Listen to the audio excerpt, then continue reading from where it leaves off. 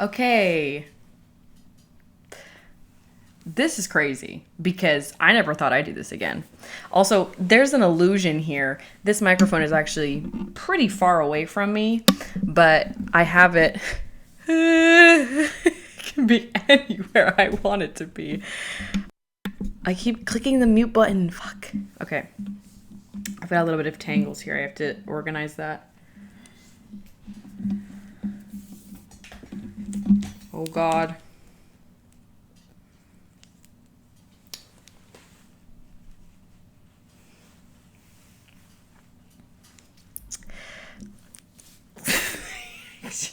Can't. Hey, people. Oh my gosh. Um, I never thought that I would do this again. Genuinely at all. I never thought that one day I'd be like, oh, fuck, you know what I miss? My podcast. Well, today is that day. And it's fortunate for me, unfortunate for you guys, because now you have to listen to me talk for an hour. But I feel that I have to because the way that my life is going right now, I feel like the only way to express myself is through just fucking talking about it. And I'm in therapy right now. I see my therapist like once every 4 or 5 days, and we talk for 45 minutes. We had an hour and a half long session like a week and a half ago. And I do feel like it's helping me, but I feel like I need something else. Now, I have a really awesome microphone, but the rest of this quality is not that great. Okay, this is my iPhone that we're using here, and I'm in my bedroom. Okay. I mean, I used to do this when I first started this podcast. I used to do it in my closet. And then I did it at my desk. Now I have a little bench like near my bed, and you're propped up on a rolly chair. Hence this. But you can hear me touch my thighs. So maybe I should not do that. If you hear voices, if you hear banging and clanging, if you hear screaming, if you hear barking, that's none of my business. That's outside of my room, outside of my space. There's nothing that I can do about that, actually. I might move the microphone just a wee bit, only because, like I said, I feel like you're picking up a lot of noises that I don't think that you want to hear. Anyways, this feels like stepping into shoes that like fit just right. This is just what I needed. But I have a couple things that I want to talk about, and they're kind of serious, and I don't want to get emotional, but that very well might happen. And I feel like I don't know how to express myself better unless I'm by myself. Because anytime I have to be with anybody else, like my therapist, like I'm not looking at her face to face, but it kind of feels like I'm by myself when I talk about things. And unfortunately, I don't feel like I'm necessarily getting much feedback. She's just like, I'm sorry that's happening to you. Okay, awesome. So I don't know what the difference between doing this right now and then having a therapist is, because it just feels like the same thing. But a couple different things are happening to me and are happening in my life that are impacting me in a way that I don't know how to process. Speaking of therapy, my therapist thinks that it's because I don't know how to properly grieve things, and I'm always in a state of grief, and I've never fully gotten over anything in my life because I've never gone through, the 5 stages of grief. Like I've never gotten to the acceptance point. Every time I think that I do, I feel like it just goes right back into the loop. Like I get right back into denial, or I get right back into anger or sadness or bargaining. So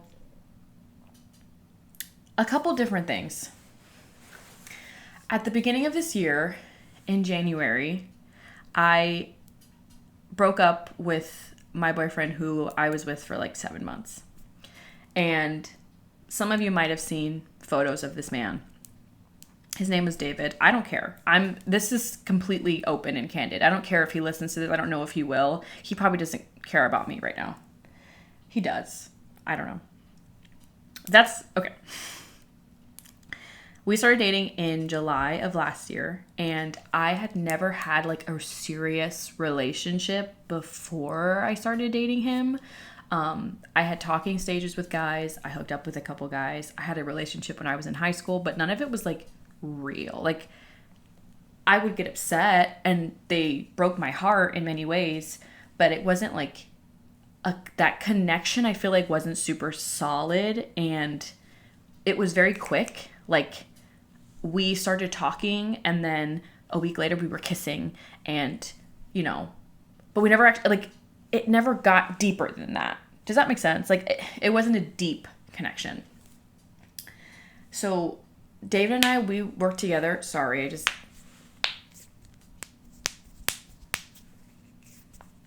somebody watched that in pure rage, by the way. We worked together at Sprouts. If I sound out of breath, I am. That's my health condition. So I apologize for the heavy breathing. And at the time I worked up front, like, as a cashier, and he was the manager of the vitamins department at my store. And I would be doing my little thing, okay, checking people out. I would like watch the self-checkout station. And every once in a while I would feel like eyes on me. And I would look over, and the vitamins department where his like station was in perfect eye view of where I would stand. And so I would look over and I'd catch him looking, and he'd be like, and he'd try to look somewhere else and then just disappear. I was like, what the fuck? Like, okay, this guy's a creep. my first initial reaction to David was like, what the hell does this guy want from me? And then my Doc Martens that I love, they're Mary Jane Doc Martens, and they're so cute and perfect, and I wore them every single day without fail because they are so comfortable and they're awesome. I wore them one day and he walks by, and I was like, here comes this fucking guy. Like, he's going to say something to me about these goddamn shoes. Like, I just, like, he kept looking at them all day. And then finally he walks past me again. He goes, those shoes, not it. And I was like, and who the hell are you? I didn't even know his name. I didn't even know his name. And he was like, I honestly don't remember what our conversation was about, but he was just like pulling random people in and was like, how do you feel about her shoes? And everybody was like, oh, I like them. I think they're cool. Like, they're unique. And I was like, yeah, I love my shoes. They're super comfortable. And he was like, they're stupid and ugly, whatever. Now, I'm not a genius. I don't pride myself particularly on being intellectually like advanced, but I know a thing or two about when someone is flirting. So I was like, why is he flirting with me? He's never, like, I've never found myself to be attracted to bald people. But literally, like, a couple months before, I went with my old roommate Julia to get her nose pierced, and the guy who pierced her nose was bald, and I was like, wait, he's kind of hot. Then I met David, and I was like, wait, he's kind of hot. What the hell's going on? But I guess, yeah, hair isn't a deal breaker for me. But you have to have some facial hair, because if you're just like full mole rat naked, it's like, ooh, a little suspicious. Long story short, we ended up, he asked me for my number in July, because that was in like June or something of last year. And then in July, he asked me for my number, and we started playing Fortnite together. And I impressed him because I was super good at Fortnite, and his friends would play with us, and they'd be like, oh my gosh, she's so good at Fortnite. He'd be like, yeah, I know, she's awesome. And I was like, guys, stop, what the heck? And then after work one day, he was like, I need to get an Ethernet cable so like my Wi-Fi can be better, because right now, like, the Wi-Fi at my place kind of sucks. I need like better Wi-Fi so we can play more. And I was like, what the heck? Okay. So after work, we went to Walmart. It's like 10 minutes away from our job. And we walked into Walmart, and I remember he like reached for my hand and was like, oh, come on, let's just go. Like, and I was just like, okay. And I grabbed his hand, and then we went on and did our thing. I just realized how happy and excited and giddy I am.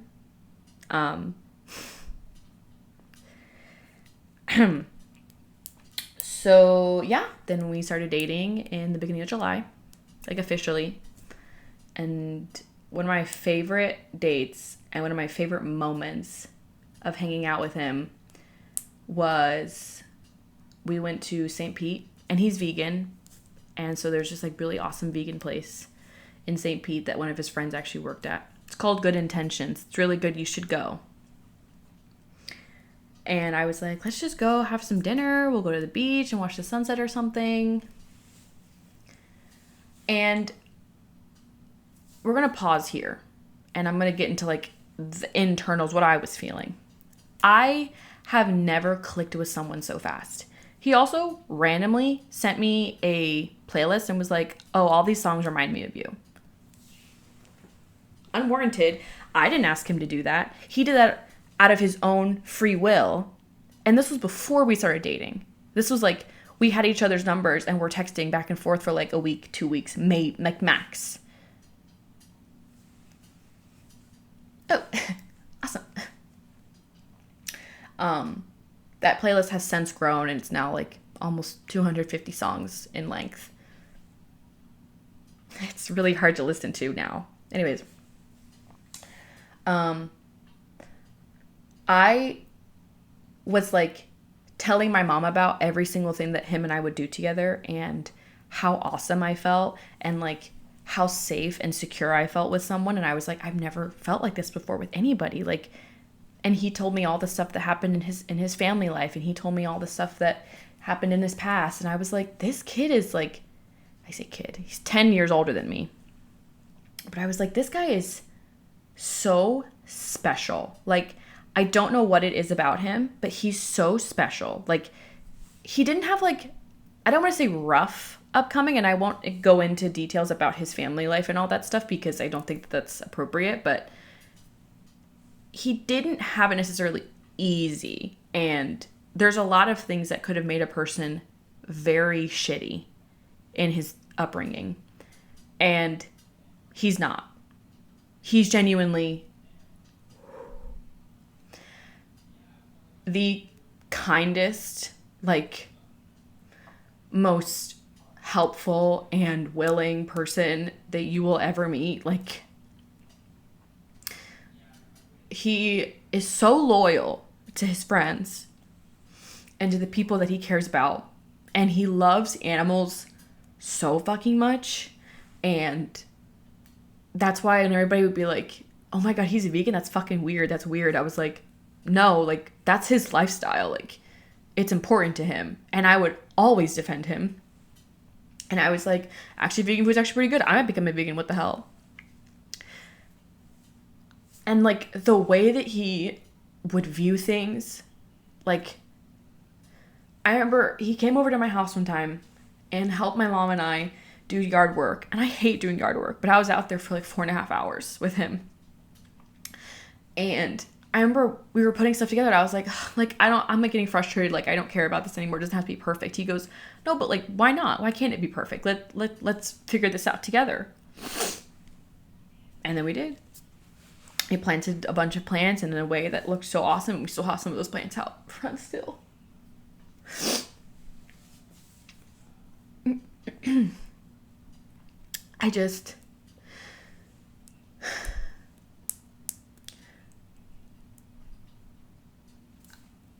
I don't know how else to express how badly I wanted things to work out.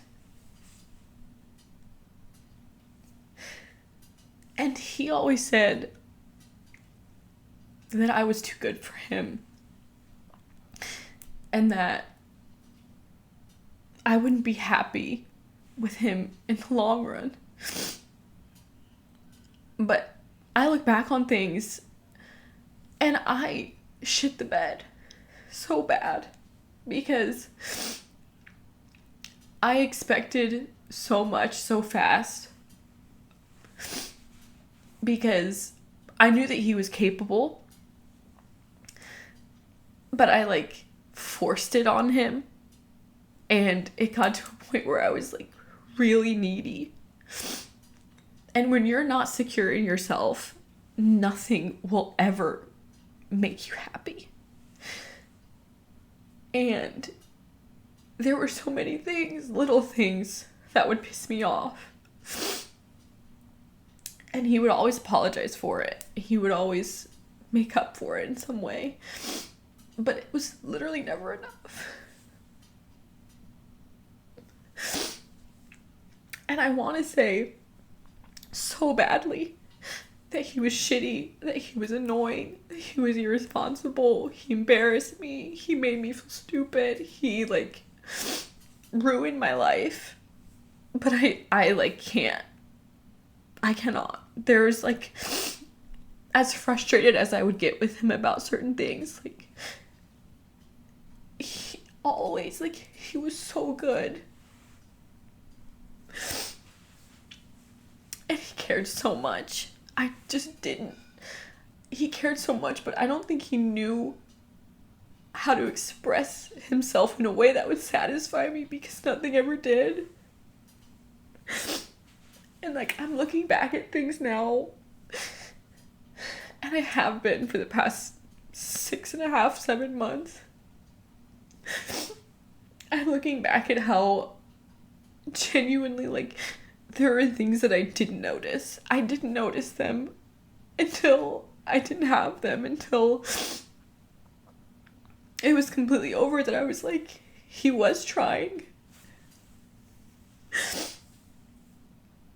And I was just so ungrateful. And again, I just wanted more because I didn't feel secure in myself. And I didn't like how my life looked. So I needed my relationship to be perfect. I needed there to be no conflict. I needed him to do everything for me. I shouldn't have to do anything for myself. And there was no balance. I threw everything towards him. And he knew what it was like to have balance, because he'd been in other relationships before. And I can't speak for him, but I know for myself, it just made me feel so stupid and insecure. Not him, but how I reacted to certain situations, how I behaved, the things that I would say, the things that I would do. I didn't know how to handle things because I'd never done it before, and I kept using that as an excuse. And it's like, it is one, but it's not a good one, you know?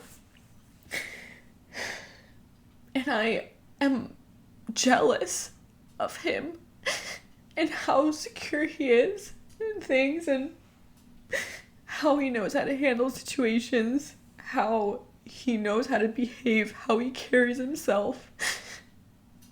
And I see him now, and I see how he is with his friends and everything, and I'm like, he's just so comfortable.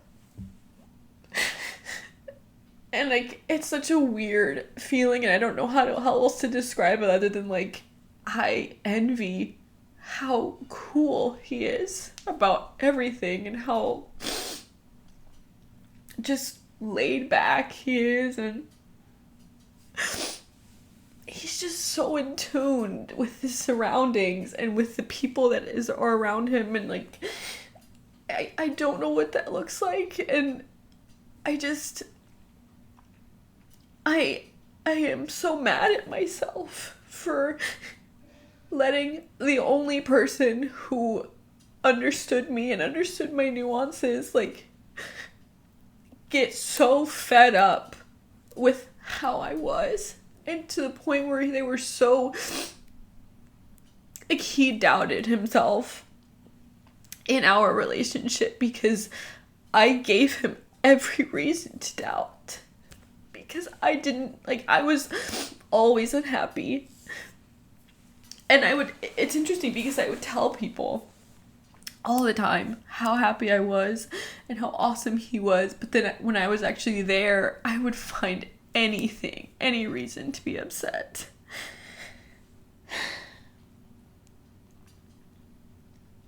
I don't know what's wrong with me. And I'm so upset because it's been 7 months at this point since we broke up, and I can't. I've never felt the amount of love, and, like, he is so important to me. And I care so much about him, and I want to know what he's doing all the time. And I love talking to him. I love having conversations with him. I laugh so much when I'm hanging around him, and I like, it's over. It's just over.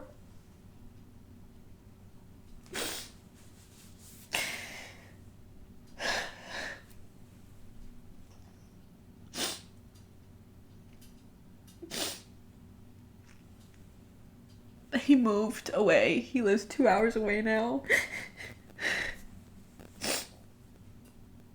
And there's so many things that I wanted to do with him. Like, not only just as a couple, but like as people, like as friends, like having a connection with him. Like, there's so many different things that I wanted to do with him, and I just feel like it's almost impossible now because he has a really good excuse to never speak to me again. I live 2 hours away, you know.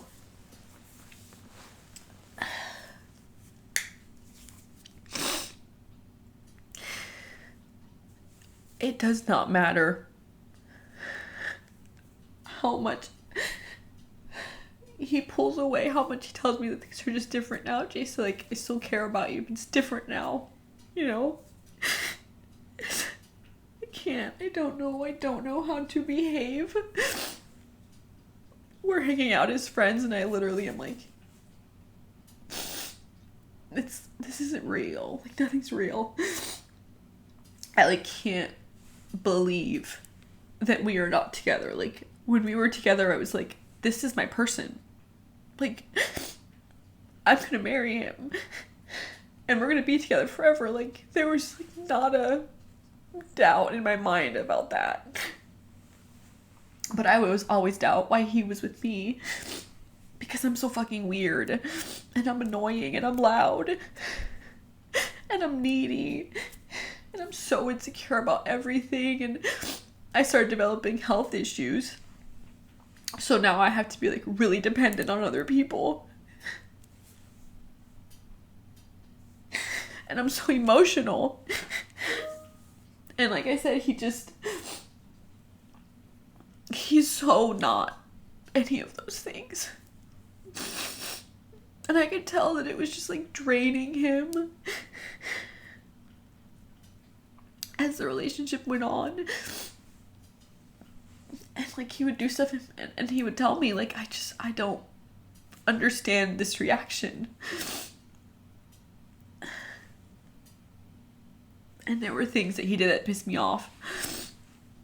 And things that really did hurt my feelings, and I think are very valid. And that they hurt my feelings, but like, genuinely, it doesn't fucking matter. Like, I just... Okay, he apologized, and now we move on. We keep going.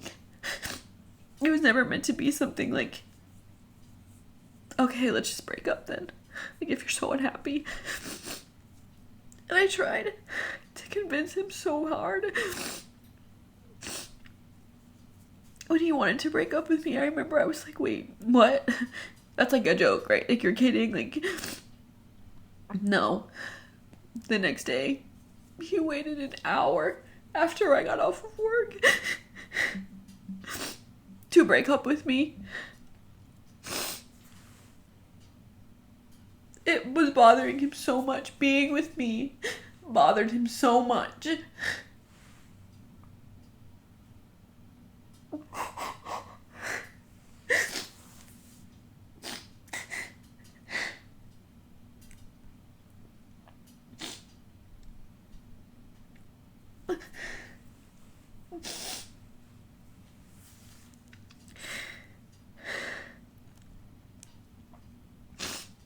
And I want to keep him in my life because I don't want to lose him. I don't want to never speak to him again.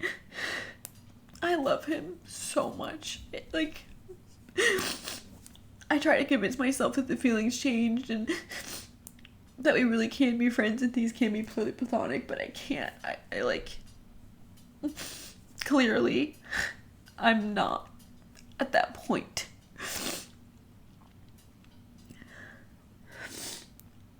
And I don't know how to tell people anything because all of my friends, my family, everybody just wants me to shut the fuck up about it and to move on and to just forget about it. Who cares? His loss.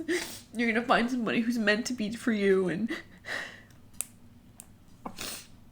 if he wanted to be with you, you guys would still be together. Like, just forget about it. Stop talking to him. You know, Jason, him not being at work with you might actually be a good thing. Now you don't have to see him every single day. Like, that's, you know, probably not, it's probably a good thing. Like, you're gonna be so much better because of it. You'd be better off. I hate my job. I don't want to go there.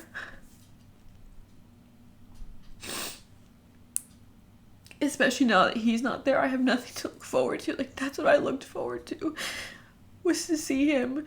And I would bother him all the time. Even after we broke up, I'd go over to his department and I'd fuck a bunch of stuff around, and like I'd mess stuff up on the shelves on purpose, and I'd do anything to make him laugh and talk to me. My best friend the other day asked me if I feel desperate. She was like, you don't see that this could be like read as desperate and like kind of annoying. And I was like, but he's still texting me back, right? So he must care about me a little bit to want to keep talking to me.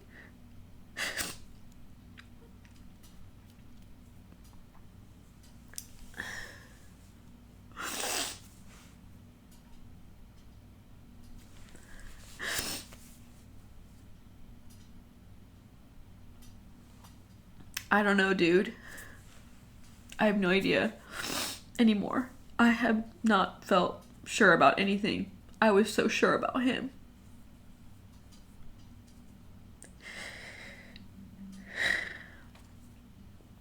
I was so positively and like absolutely sure.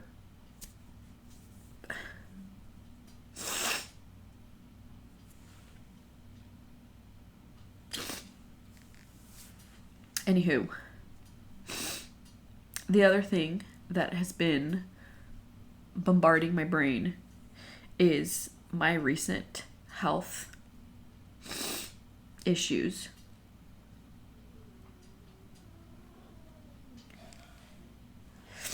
Puka's on my bed. Puka's my dog. She's on my bed and she's just groaning. She's like changing positions. But in January, like less than a week after David and I broke up, I fainted unexpectedly. I just got super dizzy and then I fell to the ground. Went to the hospital. They told me it was a vasovagal syncope episode, meaning that my nervous system told my brain to lay down on the ground flat and just my whole body did a reset.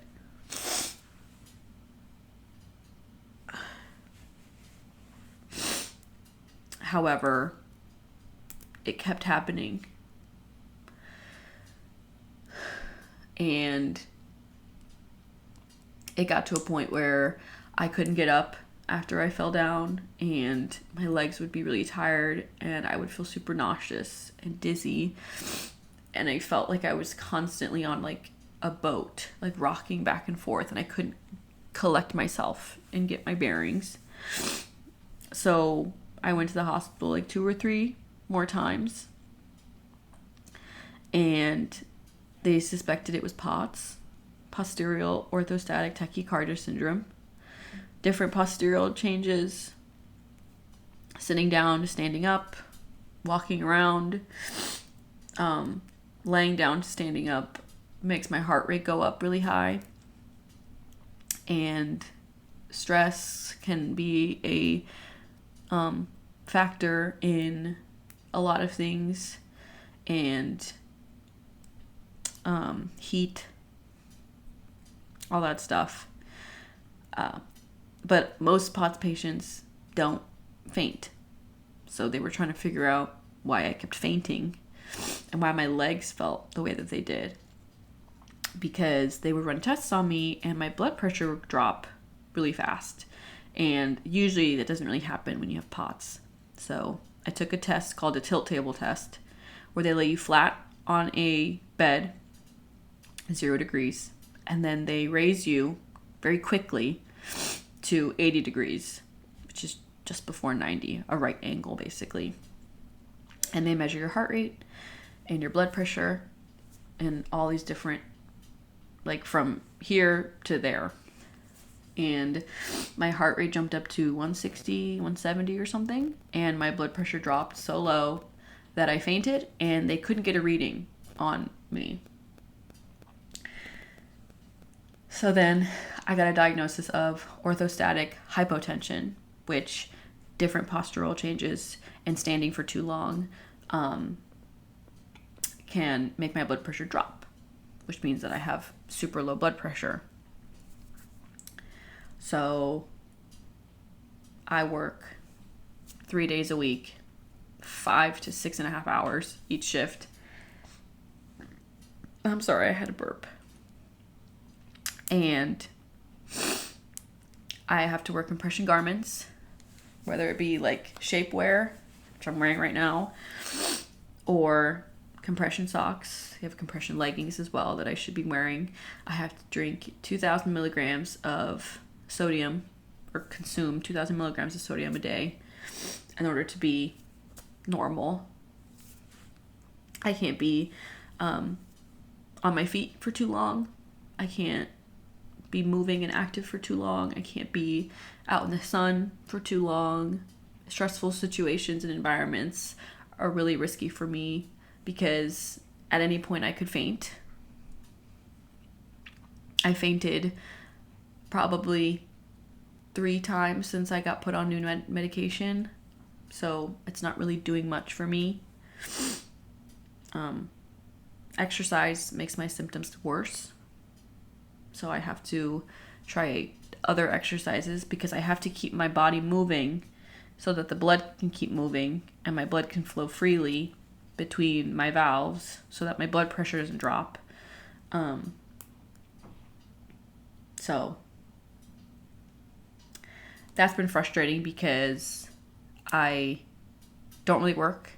I can't really go outside. It's really dangerous for me to drive long distance and walk long distance and kind of do anything that's like away from people who know what's wrong with me, because heaven forbid I faint in the car when I'm driving somewhere or at a store or in a restaurant where there's nobody around that understands what's going on. And they're gonna call the ambulance, and then I have all this shit to pay for, and so that's what's been going on. I am miserable, to say the least. I dyed my hair. It's like blonde on top and on the bottom, and I actually think that I hate it. My hairstylist is so talented and did such a great job, but the longer that I have it, the more I realize that it actually does not suit me, and I want to go back to my dark hair so bad. So the appointment has already been scheduled. It only looks good when it's styled. Other than that, it just looks like shit. I don't like how I look blonde. I've learned my lesson. Like when I take my hair and put it all up like this, like it's all blonde and I look really ugly. So I'm gaining weight like crazy because the medication that I'm on, like I retain water. So I'm just bloated all the time.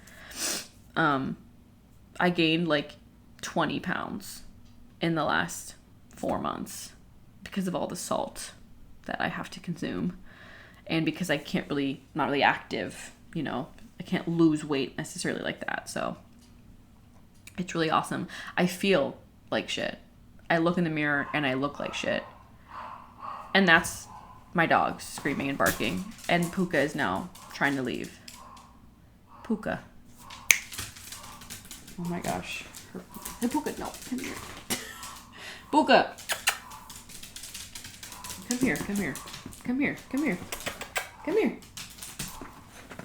Okay, chill. She got a haircut. I cut her hair, and it looks really bad. But I tried. Hold for Chewy barking. and Puka squirming.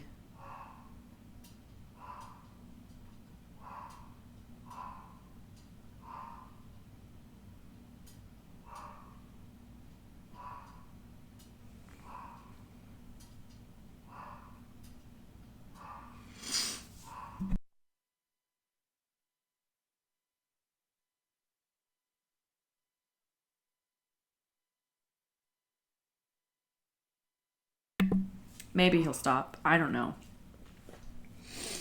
Puka, please, you can chill too. Just chillax. Baby. Thank you. So that's my life right now. Those are the things that I'm dealing with and I'm experiencing and I'm trying to navigate as a newly 22-year-old. Yeah, I have no friends necessarily in this area that I can rely on 100%. They all have lives and jobs that they work full-time at or are in school and are getting degrees. And I want so badly to not sit here in this pity party and funk. And unfortunately, I don't really know what to do with myself. I feel like my body is consuming itself and my brain is rotting from the inside out. And I don't know who I am as a person anymore because I feel empty. I don't feel happy. I have not felt like truly happy in probably on 7-8 months. I don't think that I will ever love anybody ever again. Not in the same way that I've loved David. And I know some people say that it's changing and it will be different and your next love will never be the same. But I cannot even bring myself to even imagine a life where it's not him, you know?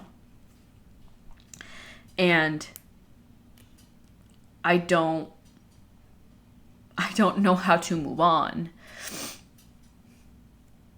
because not talking to him feels just as bad as talking to him and knowing that we're never going to be together again.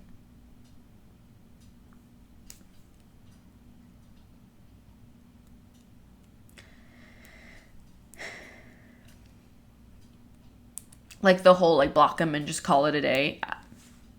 I tried not talking to him and it lasted all of 2 days because I cried genuinely every single day.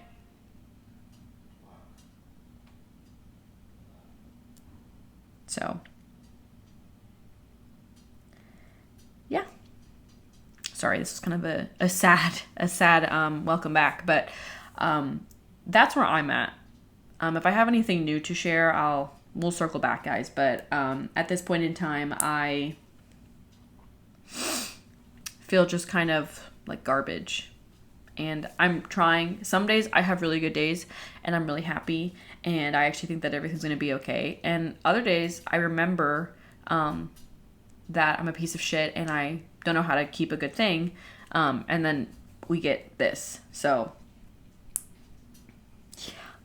So, gonna go try to see a primary doctor so they can prescribe me some sort of medication, an antidepressant maybe.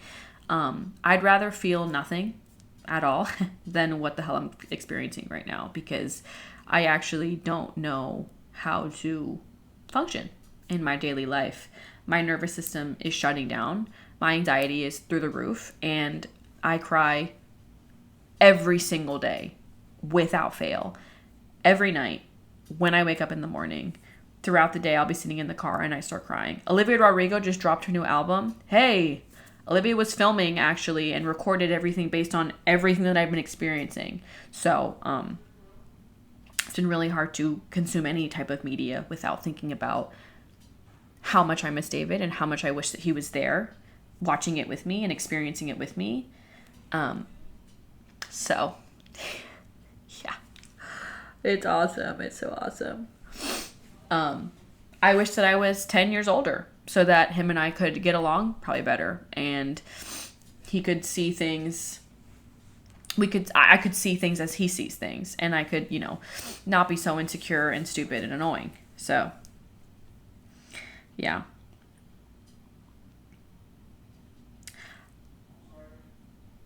If you made it this far, I'm so sorry. I'm so sorry that this was just a pity party and a hot mess. Um, I don't. That was the whole point. I needed to get a lot of stuff off my chest, and that's what this podcast was originally for. And I lost that motivation to talk about things because I didn't want to make them real. But unfortunately, they are real, and that's what this is. So, yes, thank you so much. If you stayed, if you lasted this long, I'm sorry if the audio is a little weird. I'm sorry if my dogs are barking and that pissed you off. I'm sorry for crying in front of the camera for about 15 minutes there. When I turn this off, I probably will cry some more. And I'm not going to edit this. This is going to be raw. You're going to see me muting myself, me picking my boogers, and the dogs barking. Because this is what this was supposed to be in the very beginning. So, thanks so much for listening, for watching, if you are also watching. Yeah, I guess I'll catch you guys in the next one. I don't know when it will be. I don't know if there will be another one. I might have find myself actually hating everything about this and never doing this again. But I need to get this out somewhere into the world so that I don't feel like such a crazy person. And if you can relate, or if you know any tips that aren't block your ex and kill yourself, thank you. I will accept anything but those two answers. So if you can hire someone to kill me, that is a different thing. And that actually I will probably partake in more. If you know where I can get like a new brain, that would be awesome as well. So thanks so much. I will see you guys or talk to you guys, whatever you're watching this on YouTube or not, in the next one. So goodbye.